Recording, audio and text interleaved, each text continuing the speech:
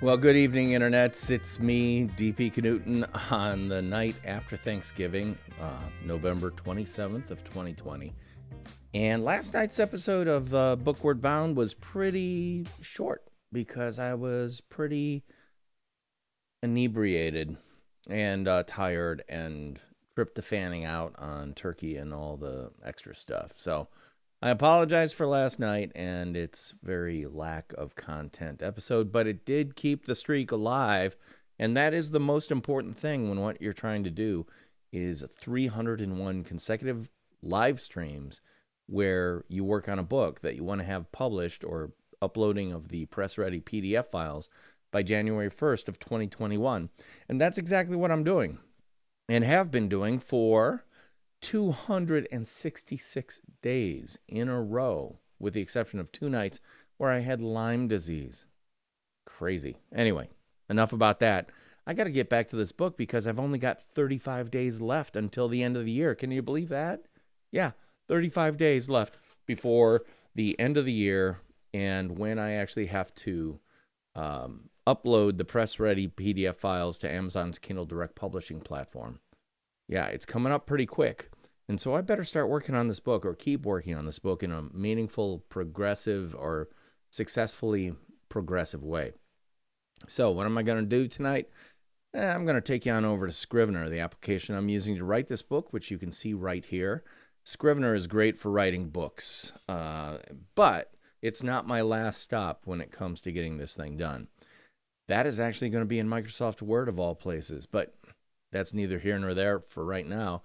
Let's take a look at Scrivener because it's cool. This window here, that's where you write the book. So this is all the written parts of this section. And then over here, this is all the sections or chapters. And what I want you to pay attention to is the green flags versus the blue flags, because the green flags are where I want to be. I call them the green flags of goodness because they have been proofed and first pass edited. The blue ones have been written, but not fully proofed and first pass edited. So what I'm doing is I'm cooking through these things a little bit at a time, turning these blue flag sections to green flag sections. Once all these sections are green flagged, I'll compile the book into a Word document and then port it on over to Word for final formatting and things like table of contents and et cetera, et cetera. Plus, I need to make a PDF file that I can get in the hands of people that I would like to create blurbs for the book, including some people that I might be asking to do a forward or introduction of the book. Well, actually a forward to the book. Got my fingers crossed on a couple of people for that. So let me see where I am. This is a rather long 3,409 words.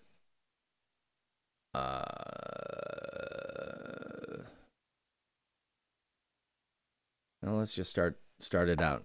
And one of the ways that I edit is I read the book aloud and I look for spots where I stumble while reading. That is an absolute killer technique for discovering the places that need a little work. So, words have power, especially the right ones. George R.R. Martin is not a renowned marketer, but he should be. I haven't done a deep dive into his professional background, but I have read the entire A Song of Fire and Ice series. Perhaps better known as the Netflix fantasy series Game of Thrones, this 5-book saga follows 7 kingdoms worth of characters, and even more if you include city-states outside Westeros, across an entire canon of landmarks, legends, and lore. For the average reader, the sheer number of things needed to be remembered to actually enjoy the books would typically require not only a map of the map the books provide, but an entire library of reference materials. Finishing all the books truly is a daunting task. Even harder is remembering who's who, where's where, and what's what. Except for one wonderful thing Mr. Martin did at the outset. Create family groups, houses, with matching phrases, their words, in order so that, I'm going to say, not in order, just go so. so that readers could instantly understand and remember foundational character motivations and priorities. Winter is coming is really great branding. House Stark's words were deceptively deep insight into each member of their family and their retainers. Provided deceptively deep or deep psychological nutness. Words provide deep psychological insight into each member of their family and their retainers.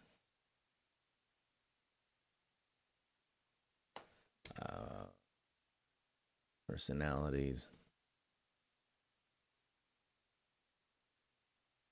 Core. Personalities. And priorities. So let's try that sentence again. House Stark's words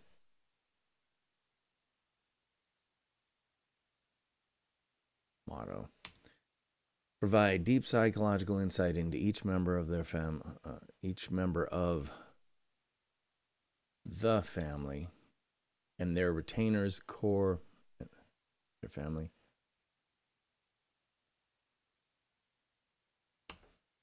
and their core personalities.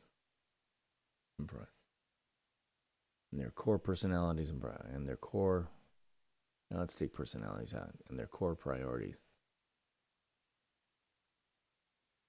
Their sigil logo. Well, let's change that to tagline. Their sigil, a dire wolf, is also emblematic and appropriate for a family that defends each other with the pride of a pack. Compare that to House Lannister's words, "Hear me roar," lion head symbol, and the associated saying, and associated motto. A Lannister always pays his debts, which serve the same purpose. You don't have to be a Game of Thrones super fan to remember this stuff either. It's got a certain mimetic stickiness that really helps keep track of things. But enough geeking out about Mr. Martin's work, it's what that work teaches that I think is well worth understanding. What are your words? George R.R. understood that the scope of his book series was destined to be epic in the truest sense of the word. Fan sites can't agree on the exact number, but it appears there's somewhere between 2,000 and 2,500 individual characters in the book series. Without a crib sheet, how's anyone supposed to keep track of all that? I'm guessing George realized that and helpfully gave each character a memorable conceptual DNA map to make it easier. The same way every biological organism on Earth is composed of just 4 amino acids, so George's characters are composed of a small handful of core concepts, all of which reside in their house's words, motto, sigil, symbol, and occasional well-known phrase, "A Lannister always pays his debts."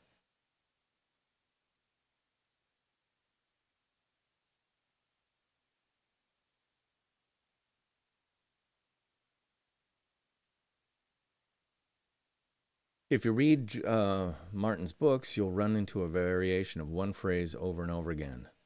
Remember your words.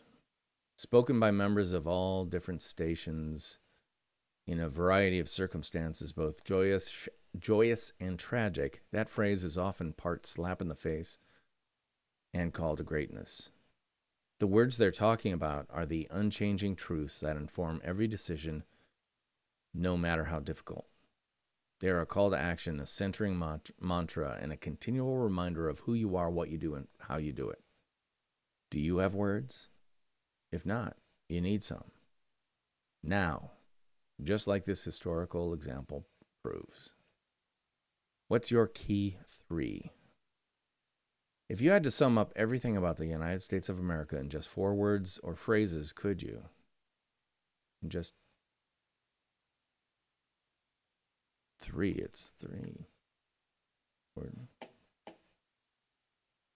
That's a pretty tall order, but one that was handled with great aplomb by a certain tobacco farmer from Virginia. I'm talking about Thomas Jefferson, one of the founding fathers of what was then just a ragtag bunch of proto-Americans.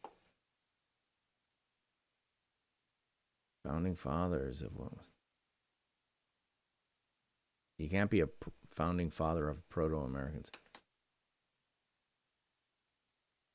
One of the founding fathers of what was then just a ragged bunch of squabbling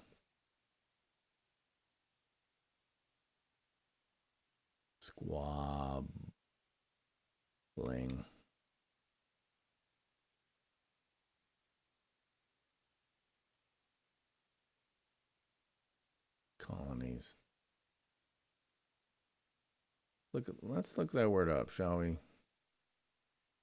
Come on. 2 L's. Yeah, 2 L's. It looks right with 2 L's.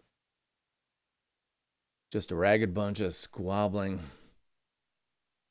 colonies.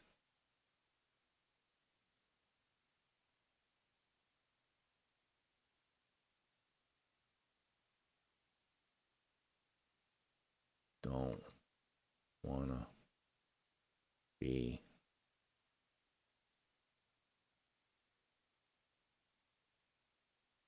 be colonies.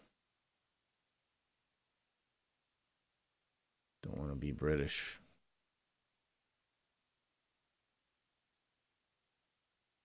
Colonies. You can read all about what I consider to be the greatest work. His greatest work in colonies. You can read all about what I consider to be Tom's greatest work in countless historical publications, but the thing that resonates most with me was his ability to capture the truth of a nation in just 2 words in a 4-word phrase.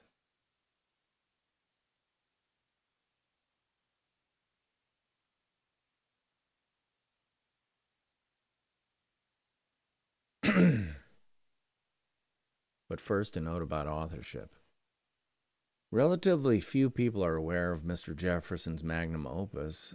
Mr. Jefferson's magnum opus was actually created by committee. And what a committee it was, just 5 gentlemen, one each from the colonies of Massachusetts, Connecticut, New York, Pennsylvania, and Virginia. Each of them knew, based on their personal experience with the written word, that a quality piece of writing simply could not be created by a multitude of authors. So they gave it to the most junior member of the committee to write based on a number of themes they worked out.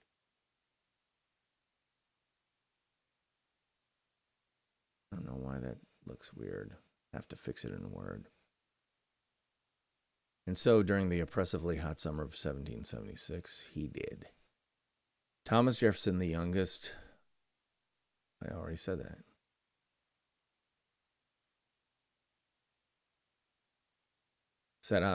Thomas Jefferson set out to explain something that had never been attempted before.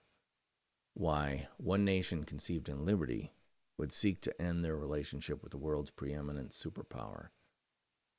And he did a pretty good job, if you ask me.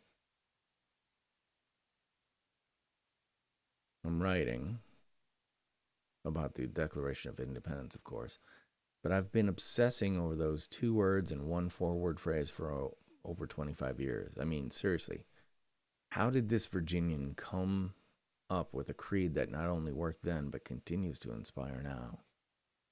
Life, liberty, and the pursuit of happiness. I may be wrong, but if you asked anyone on our shared globe to describe the United States of America in just a few words, many of them would cite those: life, liberty, and the pursuit of happiness. This fact was confirmed in my mind just yesterday during a phone call with one of my clients. As I write these words, the entire Earth is facing one of its greatest biological threats, the COVID-19 coronavirus. It's got entire countries locked down and people of all ages freaked out to an unprecedented level. As my client and I discussed the situation, she mentioned a colleague of hers who is tremendously successful now, but grew up as a citizen of the island nation of Mauritius, and as she said, not the big island either. That former Mauritian, now American, made one very salient point to her.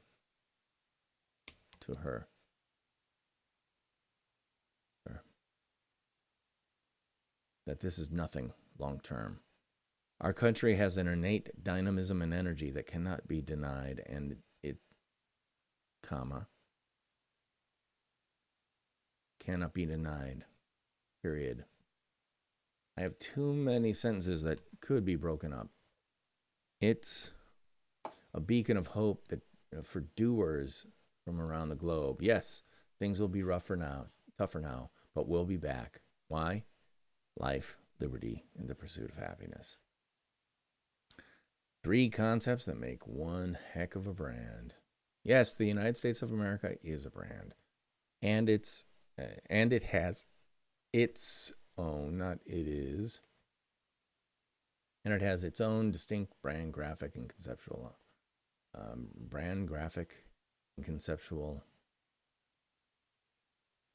and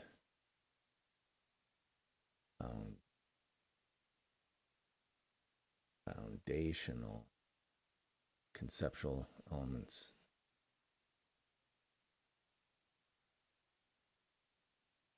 And it has its own distinct brand graphics and foundational conceptual elements. The most obvious, the American flag. Red, white, and blue. Oh, glory. Oh, say, does that star-spangled banner yet wave? Yeah, that's one amazing logo. But as we'll discuss later in this book, a logo is not a brand. It is a key part of one, though. And it's unique, completely true key 3. What's a key 3? Going back to my Atlanta days, I had my posterior handed to me a number of times by clients who would always quiz me with the following question. How does this ad, video, TV, script convey the concept of authenticity? Then, assuming I pulled an appropriately convincing story out of wherever the best stories come from, they'd ask the question again, twice. But each time, substituting the words refreshment and sociability for authenticity. Why? They were defending their brand. Believe me, I hated those guys. They'd kill any piece that did not cover the 3 bases of authenticity, refreshment, and sociability. It could be brilliant, touching, hilarious, impactful, and guaranteed to win awards, but those snipers just did not give a rip. Why? Because they were defending their brand. After walking into their machine gun fire a few too many times, I decided to wise up and play their game. So I tried to understand where they were coming from and why. And one day I did. Their flagship product was nothing but sweet, brown, bubbly water. And sweet, brown, bubbly water is a commodity. But their product wasn't a commodity at all. It was one of the most valuable brand properties in the world because it was a brand. Boom, the lights went on, and I got it. The only thing separating them from their fiercest competitor was that they were first to go nationwide in 1886. And that gave them the most important thing for any brand, first mover status. They could legitimately call themselves the real thing because they were, but the nanosecond they stopped defending that position, they could lose it all. The real secret recipe. Much has been said about the secret formula of this product. You figure out what it is yet? Supposedly only a handful of people actually know it. But I think the real secret lies in those 3 annoying, to a copywriter at least, foundational concepts: authenticity, refreshment, and sociability. I could spend hours discussing the nuance of those three words and how they apply to this global juggernaut's brand, and that's the point. These three first principle concepts form a deep, rich basis for every communication that emanates from or is about this top 50 brand. Three words that tell a million completely true brand stories. And that's what I call a 3-3. Well, a key three. Do you have a key three for your personal or small business brand? Well, you should. The same way that a certain beverage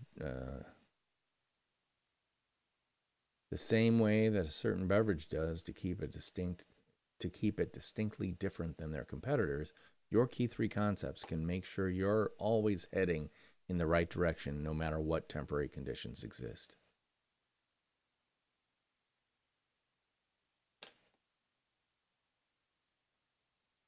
The same way a certain beverage has them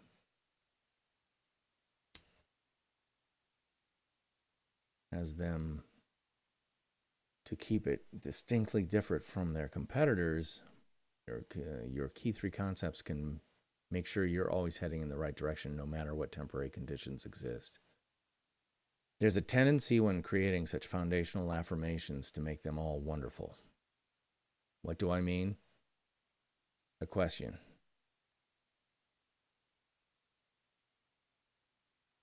You mean this?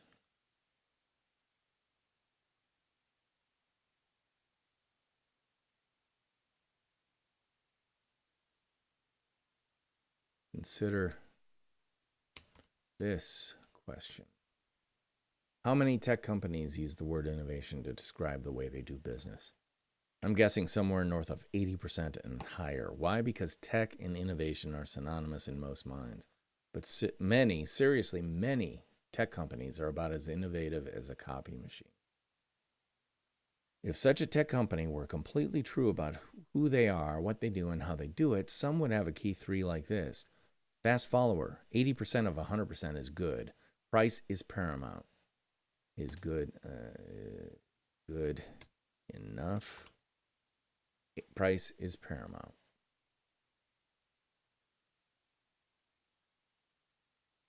Because let's be honest here, if what you're really doing is ripping off what Apple does, but aiming for a price point at least $200 cheaper, innovative you are not, at least when it comes to the core technology. Your key three should be as unique to you as your DNA. Yes, we humans share a great deal of DNA, and from what I hear, so do chimpanzees, something like 96 to 99%. In marketing ourselves and our small businesses, it's the little but completely true things about ourselves that make all the difference. Differentiating ourselves from countless others doing the exact same thing we are. Like me, I'm a writer. And if I don't watch out, I could easily become a writer of generic conventional wisdom, like so many others. But I have a key three. But I have a custom, a bespoke key three to constantly cajole, guide, chastise, and inspire me. So what are those three concepts? So what are my three concepts, words or phrases? So what are the three concepts, words or phrases that make up my key three? Creative, collaborative, provocative. As I was seeking to find the first principal words that best described me, what I do and how I do it, I considered a bunch of different words and phrases. But here's the thing about words, the more you add, the less you really say. There's an old quote that's been attributed to Mark Twain, Henry David Thoreau, and others, but I found, that is, the internet found, an even earlier citation from the 17th century mathematician Blaise Pascal. In 1657, in a letter to a friend, he wrote, I have made this longer than usual because I have not had the time to make it shorter. What he said inspired what I wrote above, and is shown here even more succinctly. More words equals less meaning. So rather than do what far too many companies do with things like their mission statement, keep adding words until no one has any objections, I decided to make my key 3 as meaty and pungent as possible. Just 3 words, 3 first principle concepts, one hell of a key 3. Let's dive into let's dive into them for a second so you can understand better my thinking about each. Creative. I learned this long ago. I am a terrible rule follower. Like any good 5-year-old, I always have to know the why of something. And even then, I bend, massage, contort, and eventually completely break the rules because that's the way I am. As a kid, this was frowned upon. As an adult, I quickly learned that this modus chaotic operandi is called something else, creativity. When I realized the above, the heavens parted, the angels sang, and I shouted hallelujah because I had discovered one key thing about myself that affects all others. I've got to be creative or die. This drives some people in my life absolutely bonkers, but it's gotten me into trouble more than once. But it's also somewhat something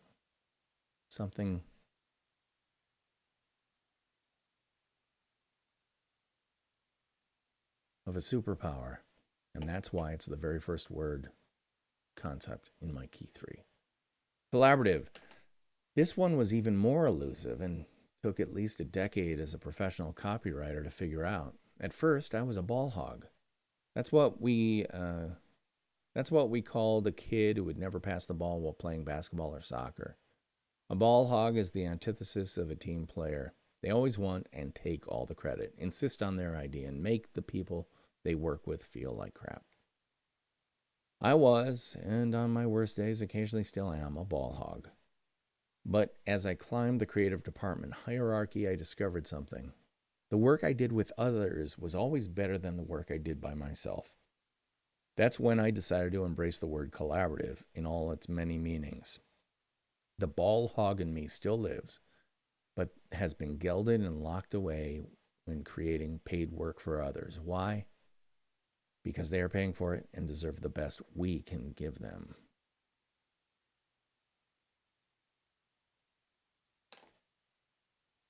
Why? Because they're paying.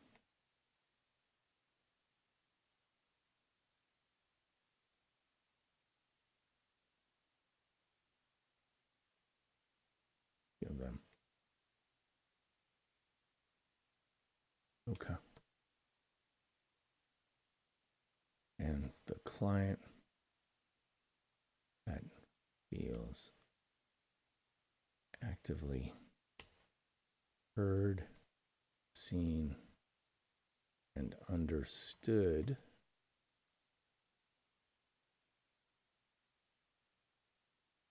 and the client that feels actively heard, seen, and understood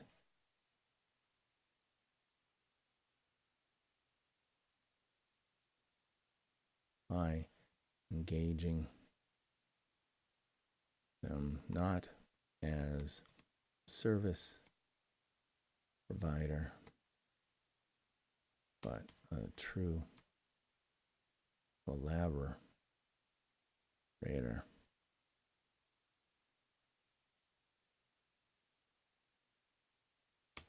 is more likely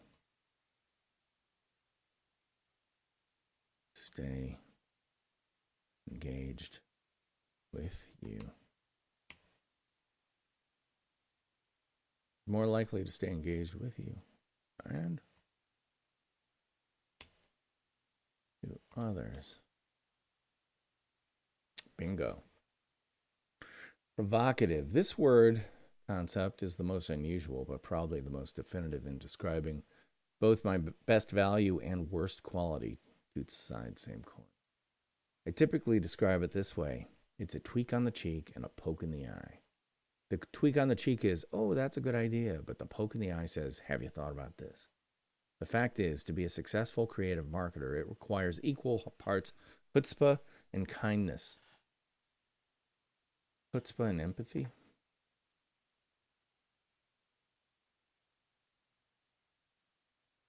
Empathy. Sure, you could be an order taker and just do what your client is asking for. But that's not what the people I want to engage with typically want. There's a distinct difference between what a client says they want and what they really need. While I can definitely give them what they want, I really want to discover what they actually need. And deliberate provocation and exploration is the way to figure that out. And quite frankly, it's my greatest value to them too. What happens quite a bit is that I will listen deeply as they describe what they want in great detail, their idea. But then the word ignore is a little too strong, but I will take their expressed want as a suggestion, not an order, and then come back to them with what my experience, understanding, talent, and intuition think they actually need. Not everyone digs that, but those that do become my best customers. Your key 3, the who you are, what you do, and how you do it. There are a number of ways of looking at your key 3. The good old 3-legged stool analogy is a common analogy. The stool cannot stand without 3 strong, equally important legs. In this analogy, each represents one of the 3 concepts, words, or phrases that make up the foundation of your personal or small business brand. Why just 3 instead of 4, 5, or 15? There are a couple of good reasons. Simplicity and memorability. 3 concepts are enough to create a series, but not so many that you'd forget one. There's a reason phone numbers in the United States consists of 2 sets of 3 digits and 1 set of 4. It's just plain easier to remember 3. 2, fewer is better. 3 gives you enough latitude to cover a wide swath of conceptual landscape, but forces you to pick the ones that best apply to the true you actually are. To try to be all things to all people means you're going to do a piss-poor job of everything.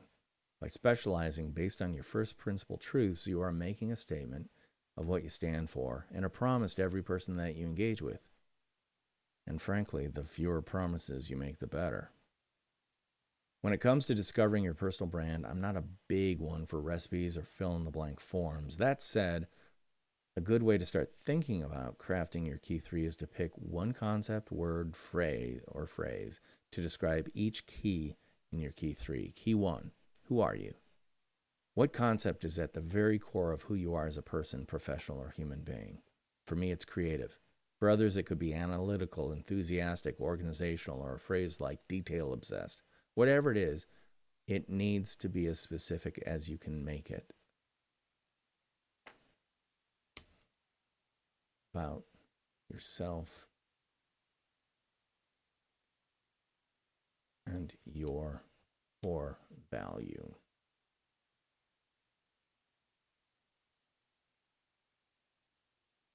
Whatever it is, it needs to be as specific as you can make it about yourself and your core value. Key 2, what do you do? Get right down to the core again by digging deep to describe what you do at a DNA level. Look for active words, ideally verbs or verb phrases that focus on the core thing you do and its value to others. I'm going to take core value out. Yeah. For me, the collaborative creativity I can bring to any challenge my client may have. For me, it's the collaborative creativity. I'm going to hit those with some ital. I can bring to any challenges my client may have. For you, it should put a magnifying glass on the thing you do that solves your client's challenges. Key 3. How you do it. This key is probably the most personal, most definitive, and the most important for you to get right. Why? because there are undoubtedly thousands of other service or product providers who do 90% of what you do, but none of them do that exactly the same way. Same. Providers do the same way you do it. Again, using my own Key 3 as an example, there are tons of capital C creatives out there who collaborate with clients. Many of them simply take orders and fulfill them. But that's not me. I always want to deliver a higher value of creative collaboration and partnership, and to do that, I need to get a little provocative. It's not everybody's cup of tea, believe me, but for those it is, they are the clients I can best serve and personally enjoy the most. Getting started discovering, crafting, and communicating your Key 3.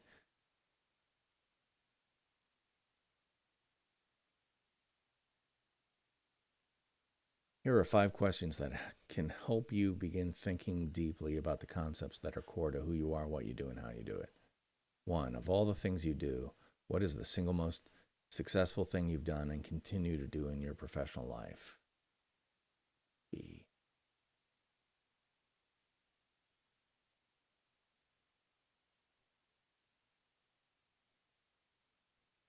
Oops.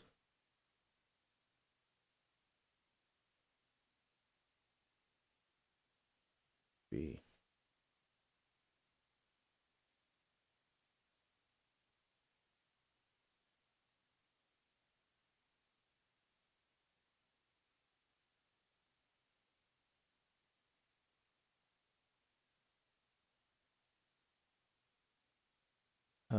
Example, advertising tobacco products. Why? What you don't do, won't do is as important to define and defend as what you do. Make a list of traits that you feel best describe you in the way you do business. Now share that list with others you work with, asking them to rate you about those qualities on a scale of 1 to 10. Does not really apply to you. To 10 applies to you perfectly. Why ask? The you see is but a fraction of the you are. Your friends and colleagues can help you fill in the blanks.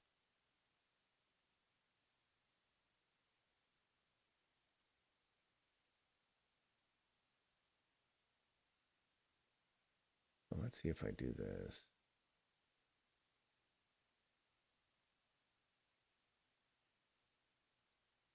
Yeah, I think I like it better like that.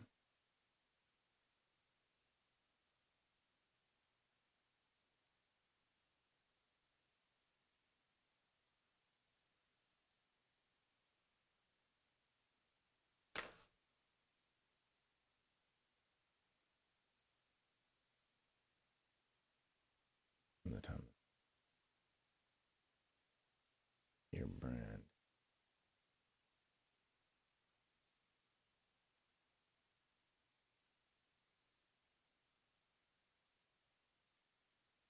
All right. All right, so going through it, let's give this a green icon of doneness. Yeah, cool. Working our way through this. The next section is a good 2,000 words, so I don't think I'm going to start that tonight. But I'll get to it tomorrow night. Do need to power through some of these, but we'll get there. All right, so bingo. Spent about 40 minutes turning one of my blue flag sections to a completely done green flag section. Well, it's completely done, at least for now. I will have to proof it again and edit it again once I port it on over to Microsoft Word, but that's okay. I'm feeling good about it right now, so let's put it to bed and come back tomorrow because I don't want to burn myself out on this. I've learned a long time ago. Again, this is day 266. If I were to spend like 4 hours working on this, I'd be burning out on this book. So instead, I spend under an hour on it, many times under half an hour on it. and have more time over time, because time can be your friend as long as you set up a good hard deadline or hard deadlines for yourself. Like for me, when I was actively writing the book, in my head, I'm like, if I could get a 500-word section done tonight, that'd be great. Now, some nights I didn't do 500 words, but other nights I did 750. So in the end, it kind of averaged out and got me in really good, or got me poised to be where I am right now, which is everything's written. Now it just needs to be polished. And again, I've got 35 days left to do it, so I don't need to burn myself out. I got to get a little bit more serious, perhaps, but I don't need to beat myself up about this, because beating myself up is not going to get me anywhere, but continuing to work on it will. So I'll be back here tomorrow night working on this book. So please join me, because you're one of the reasons I'm actually doing this. You're my peer pressure posse that's keeping this happening. So thank you for that. I'm DP Knudten for the Nonfiction Brand podcast. Tomorrow morning, I'm going to be editing a brand new podcast episode for premiering on Monday. I'm not sure who's in it, but I'll figure that out tomorrow morning, and I'll tell you about it tomorrow night. So please tune in. That's it for me tonight. I will see you tomorrow. But first, theme music. Play us on out.